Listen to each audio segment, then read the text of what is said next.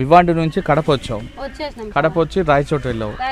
రాయచోటు వెళ్ళగానే మిమ్మల్ని మీ నాన్నని మీ పాపని చూడగానే అనిపించింది ఫస్ట్ టైం? అది ఇంటికి వచ్చేసిన సార్, ఇంటికి వచ్చి ఆటో తీసుకొని వచ్చేసినాను. వస్తే మా అమ్మ నా బిడ్డ వచ్చింది సార్, ఎదురు వచ్చింది. మా ఊరినేది సార్, మా యువతనట్లే నా మందరాలు వచ్చిందని ఊరంతా వచ్చేసినారు సార్. వచ్చేసిన అమ్మాయి వచ్చేసిందని ఎంత ఇదంటే చాలా లావు అయిపోయినా సార్. నేను అక్కడ ఉండి లావు నీరసము ఇది అయిపోయినా, దానివల్ల అన్నం తినలేగా సార్. వచ్చి ఎండకు బయటకు వచ్చేళ్ళకే చాలా మొబ్బులు గమ్మకాసిన అట్లా ఒకసారి అయిపోయింది. బాబు దావింటి జ్యూస్లో దాక్కుంటూ వస్తాను సార్. నా చెల్లెలు నీకేం కదక్క నేను చూసుకుంటూ ఇంటికి విన్నాను. కానీ ఒకేసారి నా బిడ్డ మొగం చూసేళ్ళకే నాకు ఆనందం పట్టలేదు సార్. అసలు ఇంత అదృష్టం నాకుంటే చాలు, ఇంత అందరినీ దూరం చేసుకుంటే అని మా నాన్న మా అమ్మ చెప్పిన తర్వాత చాలా బాధపడుకున్నాం సార్. ఒక్కసారిగా అంత బాధపడుకున్నాం. నిన్ను చూస్తామని అనుకోలేదమ్మా మా నాన్న.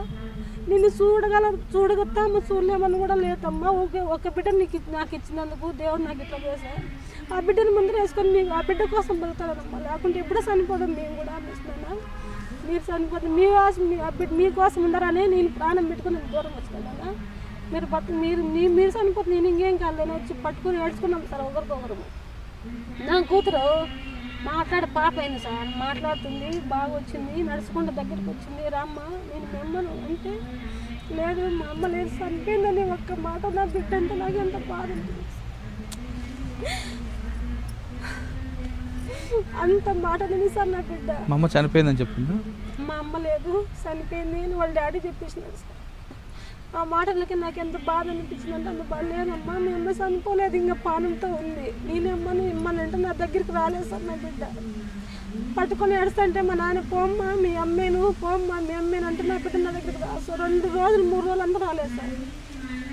మళ్ళీ ఒప్పరించుకొని అది ఇప్పించుకొని దగ్గర తీసుకుంటే అప్పుడు నా తాకు వచ్చింది సార్. నా బిడ్డ నా భర్త అయితే రాలేదు సార్.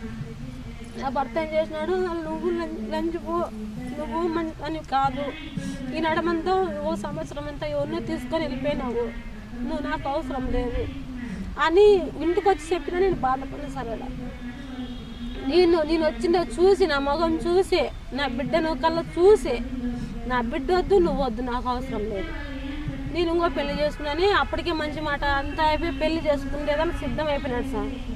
నేను ఇక్కడికి వచ్చింటే పుష్పాన మెరియర్స్ మన భానుజ మేడం వాళ్ళకు తెలిసిపోయింది సార్. ఫలాని ఇట్లా మోసపోయి వచ్చినారంట అమ్మాయిలు, ఇట్లా రావాలని మేడంకి తెలిసింది సార్. మేడములు మనసులు పంపించినారు మా ఊరికి.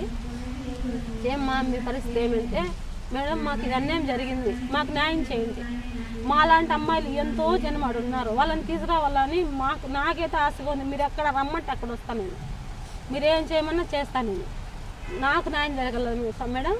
నాకైతే కంపల్సరీ కేసు ఎట్లా తిరిగి పెట్టాలని నేను, నువ్వు ధైర్యంగా ఉంటే నేను కేసు పెట్టిస్తా, నువ్వు ఆడదాకా ఉండాలనుకుంటే నువ్వు వాళ్ళని ఏం చేయలేదనుకుంటే నీలో ఉండాలి దానికి సిద్ధం నేను ఉంటానని మేడం. సరేలే అని చెప్పి అప్పటికప్పటికి వస్తే కదిరికి వచ్చి కేసు పెడితే కేసు తీసుకోలేదు సార్. డిఎస్పీ ఒక్క నెల తిరిగింటా సార్, నేను 1 నెల 6 నెలలు తిరిగింటా, కేసు చుట్టుకారని తిరిగింటా. పాపను వేసుకొని ఇట్లా బయట ఉంటే పట్టించుకునేలేదు డిఎస్పీ. ఏమి అమ్ముతున్నట్లుగా డిఎస్పీ నాకు చూసి పట్టించుకునే విధంగా కావాల్సిన వెళ్ళిపోయారు. అయిపో ఇటైతే కాదురామా, ఇటైతే కాదు, టీవీ ఛానల్కి పోదామా అనేది మేడం. నేను ఎంతవరకైనా వస్తా, నాకు ఊపిరి అంతవరకు పోరాడుతుంటే అంతవరకు పోరాడిన, ఆడన్నం లేకుండా పోరాడొచ్చిన, నాకు ప్రాణం పోకుండా మీరు కూడా అట్లే పోరాడతా మేడం. నేను అదే నాకు వాళ్ళందరినీ తీసుకోవాలనే ఉద్దేశంతో నేను ఆడదానికైనా వస్తా. నేను లాస్ట్కు నన్ను ఎవరో చంపేసినా నాకు బాధ లేదు, ఎందుకంటే ఒక దృష్టిలో పేరు ఉండిపోతుంది, చంపేసినా నాకు బాధ లేదు అని చెప్పి తిరుగుకుండా డిఎస్పీ పట్టించుకోలే. మళ్ళీ హైదరాబాద్కి పోతుంది నేను మేడం, టీవీ ఛానల్లో టీవీ 9కి పోతుంది సార్. మాట్లాడమని మొత్తం స్టోరీ చెప్తే అప్పుడు డిఎస్పీ మేడం ఫోన్ చేసినాడు. అప్పుడు ఎవరు డిఎస్పీ కదా పేరు ఎందుకు పేరు సార్, నాకు పేరు మర్చిపోయినా. ఫోన్ చేసినాడు, మా అమ్మ దయచేసి నా పేరు నాకు నేను చేద్దామా, నాకు డ్యూటీ పోతుంది సార్ అది ఇదైనా. కాదు సార్ నీకు న్యాయం ఉందా, ఒక్క ఆడబిడ్డకు అన్యాయం జరిగిందని సాయం చేయండి సార్ అని వచ్చి నీ కేసు ఉట్టుకాలం 6 నెలలు తిరిగినా కూడా నువ్వు కేసు తీసుకోలే.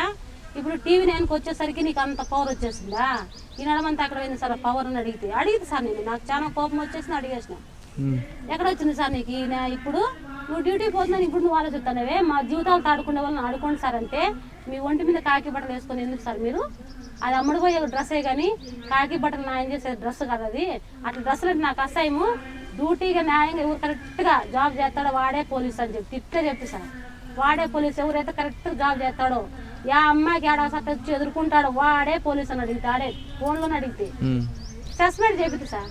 సస్పెండ్ అయిపో. నేను ఎంత బాధపడి చుట్టుకారం తిరిగి తర్వాత ఏం జరిగింది? మళ్ళీ కేసు పెడితే మళ్ళీ వేరే అయిపోయి కేసు తీసుకొని అమ్మిన వాళ్ళు కొన్ని వాళ్ళు మొత్తం పెట్టిద్ది అందరినీ.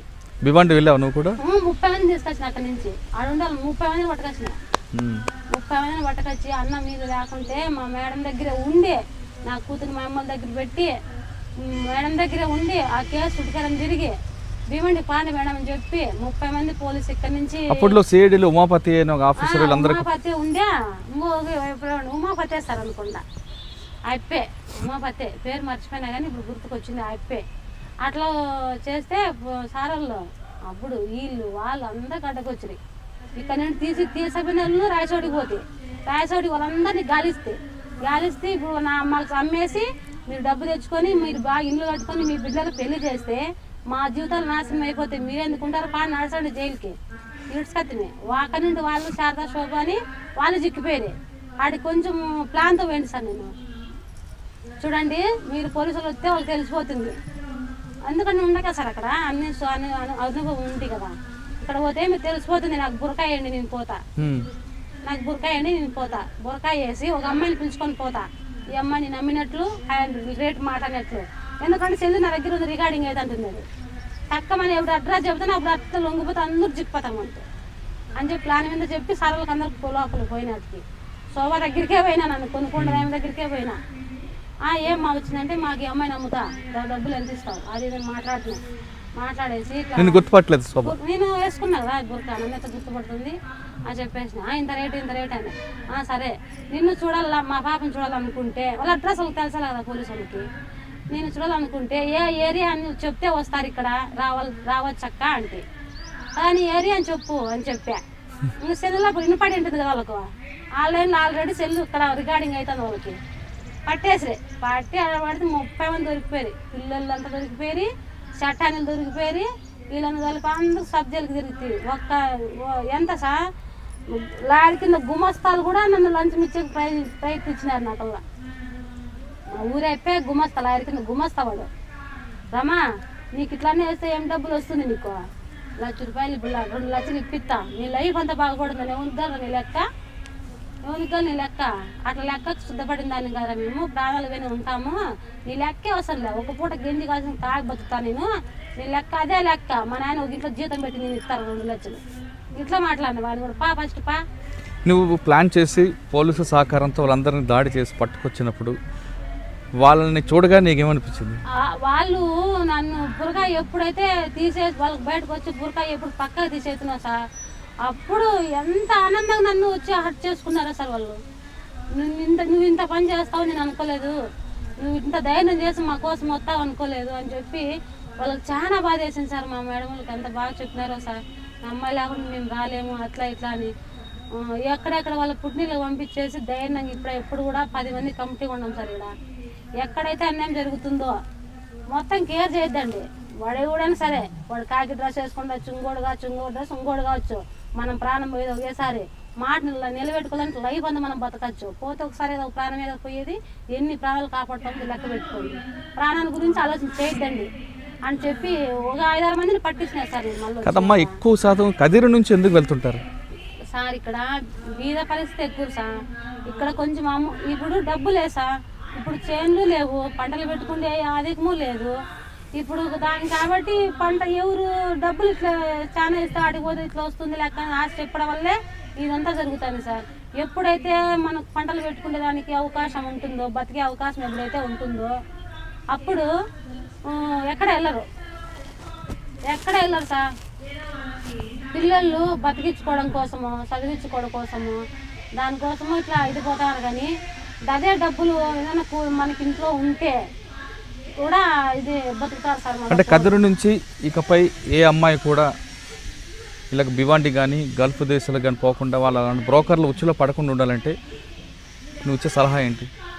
నా ఇచ్చే సలహా అంటే సార్ తల్లిదండ్రి మాట వినాలా. ఆడబిడ్డలు ఎక్కడికి ఇంట్లో చెప్పుకోకుండా అయితే బయటకు పోకూడదు, ఎవరు మాటలు చెప్తే వినకూడదు, వాళ్ళు జ్యూస్ ఇస్తా తాగు, నేను చాక్లెట్ ఇస్తా తిను అనేది అయితే అది అస్సలు తీసుకోకూడదు.